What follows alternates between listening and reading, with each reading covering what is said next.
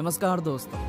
आज की कहानी एक ऐसे शख्स की कहानी है जो सभी भारतीयों के दिल पर राज करता है। टाइटल देखकर आप ये तो समझ ही गए होंगे कि हमारी कहानी का मुख्य नायक टाटा साम्राज्य है। दोस्तों, नमक से लेकर ट्रक बनाने वाले टाटा ग्रुप का इतिहास करीब 150 साल पुराना है, लेकिन फिर भी टॉप 10 अमीर व्यक्तियों में शामिल नहीं है। महज 21,000 रुपए से शुरू हुआ टाटा समूह का कारोबार आज कितने करोड़ तक पहुंच गया है। तो चलिए दोस्तों, जानते हैं टाटा एम्पायर के 150 सालों का चौंका देने वाला इतिहास। टाटा समूह के संस्थापक जमशेदजी टाटा भारत के महान उद्योगपति थे, लेकिन इनका एक रहस्य जो पूरी दुनिया से आज तक छिपा हुआ है, वो जानने के लिए हमारे साथ आखिर तक बने रहें। जमशेदजी का जन्म 3 मार्च 1839 में गुजरात के एक छोटे से कस्बे नवसारी में हुआ था। दोस्तों, वही नवसारी जो आज डांडी मार्च के नाम से काफी फेमस है। उनके पिताजी का नाम नुसीरवान जी तथा उनकी माता का नाम जीवनबाई टाटा था। उनका पारसी परिवार लंबे समय से पुजारी के पेशे में रहा था, लेकिन नुसीरवान जी टाटा अपने परिवार के पहले सदस्य थे जिन्होंने कारोबार में अपनी किस्मत आजमाई थी। मुंबई आकर उन्होंने बिजनेस में कदम रखा, जिसे देखकर जमशेदजी टाटा ने भी मात्र 14 साल की उम्र में ठान लिया था कि वे भी कारोबार में ही उतरेंगे। इसलिए उन्होंने पिता का हाथ बटाना शुरू किया। जमशेदजी ने एल्फिंस्टोन कॉलेज में प्रवेश लिया और अपनी पढ़ाई के दौरान ही उन्होंने हीराबाई दब्बू से विवाह कर लिया। वे 1858 में ग्रेजुएट हुए और अपने पिता के व्यवसाय से पूरी तरह जुड़ गए। 29 वर्ष की उम्र तक वो पूरी मेहनत के साथ अपने पिता के कारोबार में हाथ बटाते रहे, पर उनका मकसद कहीं और पहुंचने का था। 1868 में जमशेदजी टाटा ने जब कारोबारी दुनिया में एंट्री मारी और अंग्रेजों को दिया तगड़ा कंपटीशन।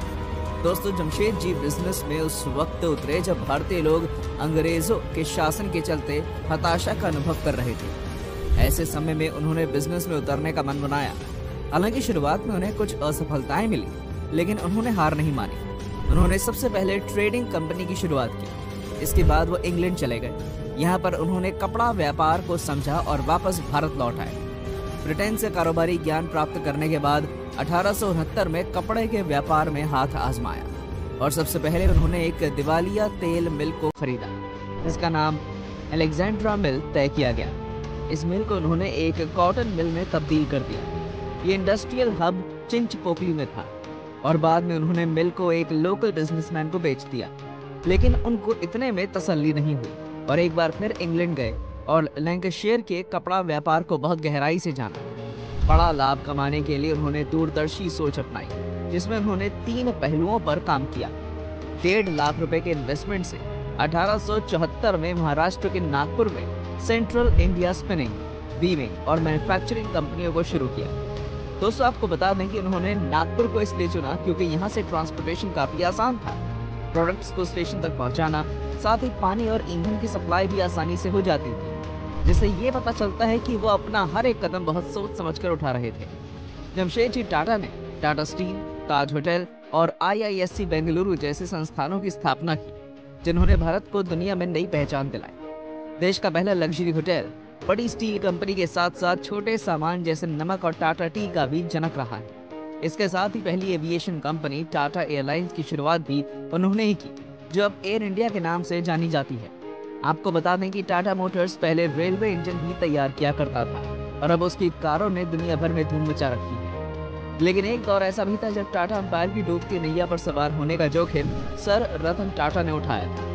जी हाँ दोस्तों, आपको जानकर हैरानी होगी कि 28 दिसंबर 1937 को कारोबारी के घर में जन्म लेने के बाद भी रतन टाटा ने अपनी जिंदगी के हर मोड़ पर मुसीबतों का सामना किया। सबसे पहले तो उनके जन्म के बाद ही पिता धवल टाटा और माता सोनू टाटा में ऐसा विवाद हुआ कि दोनों अलग हो गए।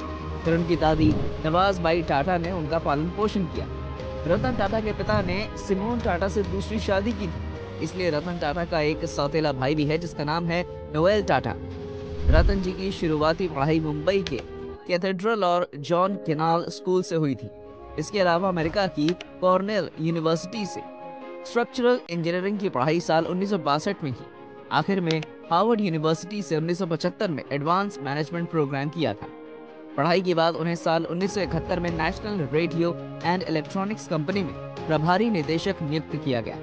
जब उन्हें एक कमान सौंपी गई, उस वक्त कंपनी बुरे दौर से गुजर रही थी, लेकिन इससे मुंह मोड़ने के बजाय रतन टाटा ने अपनी काबिलियत के दम पर नेल्को कंपनी को इस झटके से उबारा, बल्कि 20% तक हिस्सेदारी भी बढ़ाने में सफल रहे। हालांकि इमरजेंसी और आर्थिक मंदी से कंपनी को काफी नुकसान हुआ। फिर 1977 में टाटा को यूनियन की हड़ताल का सामना करना पड़ा, जिसके चलते बाद में नेल्को कंपनी बंद करनी पड़ी। रतन टाटा सर की कंपनियों की बात करें तो नेल्को को बंद करने के कुछ महीनों बाद ही रतन टाटा को कपड़ा मिल एम्प्रेस मिल्स की जिम्मेदारी दे दी गई। ये कंपनी भी उस समय घाटे में थी। आखिरकार इसे भी बंद करना पड़ा, लेकिन रतन टाटा ने कभी हार नहीं मानी। कहा जाता है कि रतन टाटा कंपनी बंद करना नहीं चाहते थे, लेकिन मजबूरी में ये फैसला लेना पड़ा। अब भले ही जिन दो कंपनियों की कमान उन्हें दी गई थी उन्हें बंद करना पड़ा, लेकिन इस बीच रतन टाटा की काबिलियत उनके परिवार को समझ आ गई। इतने बुरे हालातों में भी उन्होंने कंपनी को काफी हद तक ऊपर उठाया था। उसे देखते हुए JRD टाटा ने साल 1981 में रतन टाटा को टाटा इंडस्ट्रीज के उत्तराधिकारी बनाने की घोषणा कर दी। उस समय तक उनके पास ज्यादा अनुभव न होने के कारण इनका विरोध भी किया गया, लेकिन उन्होंने हार नहीं मानी और आगे बढ़ते गए। साल 1991 में रतन टाटा को टाटा इंडस्ट्रीज और इसकी अन्य कंपनियों के अध्यक्ष पद की भी जिम्मेदारी सौंप दी गई, जिसके बाद टाटा ग्रुप हमेशा आगे बढ़ता गया। कई बड़े प्रोजेक्ट स्थापित करने से लेकर पूरी दुनिया में उन्होंने टाटा ग्रुप को एक नई पहचान दिलाई। आज के समय में यह भारत का सबसे बड़ा समूह है, जिसके 150 से अधिक देशों में प्रोडक्ट और सर्विसेज हैं और 100 देशों में परिचालन है। जब भारत देश महंगी गाड़ियों से भरा पड़ा है, तब आम आदमी के गाड़ी लेने के सपने को पूरा करने के लिए रतन टाटा ने दुनिया की सबसे सस्ती कार नैनो बनाई। उनकी कंपनी ने सस्ती गाड़ी नहीं बल्कि जैगवार लैंड रोवर जैसी महंगी कारें भी बनाई। लोगों ने कभी नहीं सोचा था कि वो 1 लाख रुपए में भी गाड़ी खरीद सकते हैं। रतन टाटा की महज 1 लाख वाली गाड़ी नैनो को दुनिया की सबसे सस्ती कार बताया गया। 28 दिसंबर 2012 को रतन टाटा सर टाटा ग्रुप की सारी कार्यकारी जिम्मेदारियों से रिटायर हो गए थे। इसके बाद साइरस मिस्त्री को टाटा ग्रुप के अध्यक्ष पद की जिम्मेदारी सौंपी गई। हालांकि रतन टाटा सर रिटायरमेंट के बाद भी एक्टिव हैं और काम कर रहे हैं। इन्होंने अपने 21 साल के कार्यकाल में कंपनी को उस शिखर तक पहुंचाया जहां जाने के लोग सपने देखते हैं।